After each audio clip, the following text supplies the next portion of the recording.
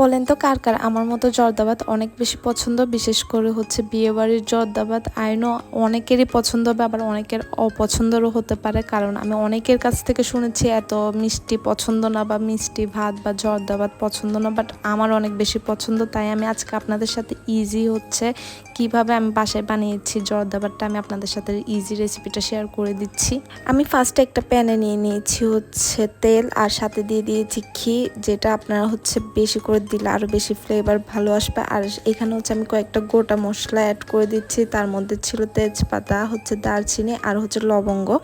এরপর আমি দিয়ে দিয়েছি হচ্ছে কিছু বাদাম, যেটা আমি আগে থেকে একটু ঘি আর তেলের মধ্যে একটু করে ফ্রাই করে নিচ্ছিলাম, যাতে ক্রাঞ্চিনেসটা থাকে। এখানে গোটা মশলার মধ্যে আমি এলাচও দিয়ে দিয়েছি, আর এগুলো হচ্ছে ভালো করে আমি একটু ফ্রাই করে নিচ্ছি, যাতে ঘ্রাণটা বের হয়ে যায় আর বাদামটা হচ্ছে একটু ভাজা ভাজা হয়ে আসে। এই পর্যন্ত হচ্ছে একটু ভেজে নিয়েছিলাম। এরপর হচ্ছে আমি অ্যাড করে দিচ্ছি চিনি, আর চিনি হচ্ছে পরিমাণ মতো, যে যেমন পছন্দ করেন তেমন ইউজ করবেন। চিনি দেওয়ার পর হচ্ছে আমি পরিমাণ মতো একটু পানি দিয়ে দিয়েছি, আর এগুলো হচ্ছে একটু ফুটে আসলে আমি এখানে হচ্ছে জর্দার রং ইউজ করছি, কারণ হচ্ছে আমি যখন ভাতটা বয়েল করেছিলাম তখন হচ্ছে আমি জর্দার রংটা দিতে ভুলে গিয়েছিলাম। আমি ভাতটাকে হচ্ছে আগে থেকে 80% মতো সিদ্ধ করে রেখে দিয়েছিলাম। এই পর্যায়ে হচ্ছে আমি ভাতটা দিয়ে দিয়েছি, আর হচ্ছে ভাতটাকে ভালো করে হচ্ছে এখানে মিশিয়ে নিতে হবে। আপনারা হচ্ছে আগে থেকে যদি জর্দার রংটা ইউজ করেন তাহলে হচ্ছে এই পর্যায়ে কেউ রং ইউজ করবেন না।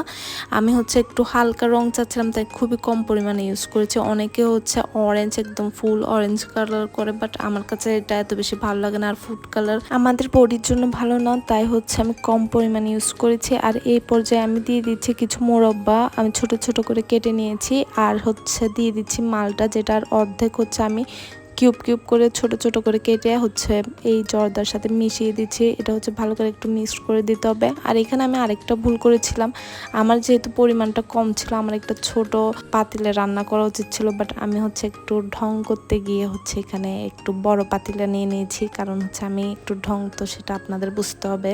তো যাই হোক, আপনারা হচ্ছে একটু ছোট পাতিল নেবেন, যেখানে হচ্ছে ভালো করে দম দিতে পারবেন। আমি যেহেতু বড় নিয়েছি তাই হচ্ছে বাতাসটা একটু বের হয়ে যেতে চাচ্ছিল আর কি। তো যাই হোক, আমি এখানে ভালো করে হচ্ছে চেপে চেপে হচ্ছে এখন দমে বসিয়ে রাখবো ঢাকনাটা দিয়ে ভালো করে। তারপর হচ্ছে আমি আপনাদেরকে দেখাবো এটা কেমন হয়েছে। সো যাই হোক, এখানে হচ্ছে আমি দমে দেওয়ার আগে আপনাদেরকে একটু দেখিয়ে দিচ্ছিলাম ভালো করে যে কেমন হয়েছে।